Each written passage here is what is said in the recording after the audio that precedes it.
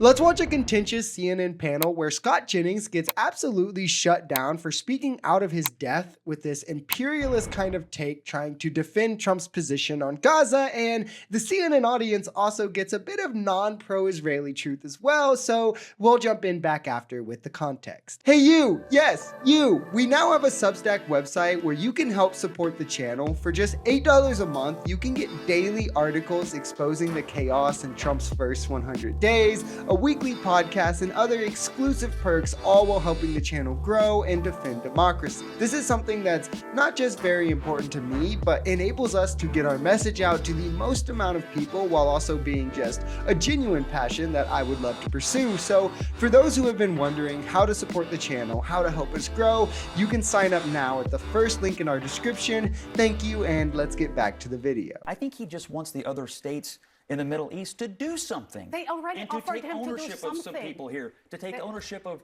take responsibility for their own region, and I hope they do. Well, Here's can I the say irony something? And about I'm also sorry. responsibility for the There's the region. only one that actually put the proposition on the table 4 times. And this is where it's honestly, you don't know what you're talking about. And I'm sorry to say, No, I think President I do. Trump And doesn't know I'm what he's sorry talking. that you and I disagree, but I have a position, and it's valid. There is an Arab Peace Initiative that is already on the table. The Arab Peace Initiative was put in 2002, 2007, 2017, and 2024.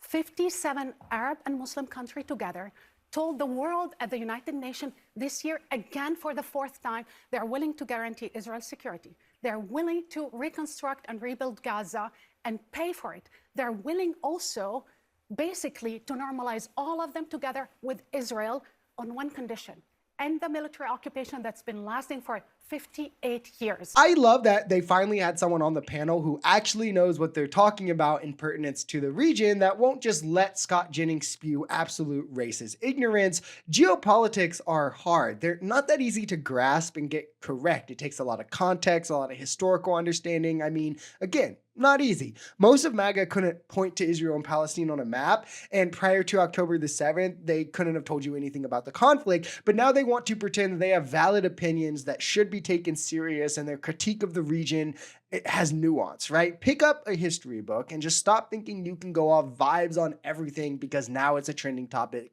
so now you want to care about it because it's trending. Arab countries have continuously spoke on their willingness to do their part in helping Gaza. They just aren't going to take in those that the United States or Israel wants to ethnically cleanse. They're not going to set up the infrastructure to allow crimes against humanity to be carried out on other Arab nations, nor are they going to allow Israel to keep being the oppressor if they agree to do this. It's Israel who won't agree to these terms, who keep aggressing, and it's the US who consistently backs and enables this. If Trump truly wanted peace in the region and for the Arab nations to step up, he would take their peace deal that they've proposed 4 times, including this year, with over 50 Arab nations who would completely fund this rehabilitation instead of just telling them to let him do crimes against humanity and pretending they don't care. Crazy concept, I know. A couple things. Number one, the reason we're here with this hostage situation this weekend is because Hamas decided to stop participating in the deal that was brokered as Donald Trump was coming into office. Actually, the Israeli newspapers today says that Israel violated the ceasefire. I know what your position is. I know what your position is. To believe Hamas and not Israel. I know that's what you believe. It's the Israeli newspaper and the New York Times and Israeli politicians. But our ally is Israel, and you can't trust Hamas. But our allies violated the ceasefire. And who started it in the beginning? Who started it in the first place? Israel violated the ceasefire, killed 100 Palestinians during the ceasefire. Notice a few things here. The instant conflation of anything that isn't sucking the dick of Israel to be Hamas propaganda. She's not citing Hamas, she's citing the New York Times, who cited 3 Israeli officials and 2 Israeli mediators who even said that Israel indeed did breach the terms of the ceasefire. This was also widely reported in Israeli media and newspapers as well, but now apparently all of that is just Hamas propaganda.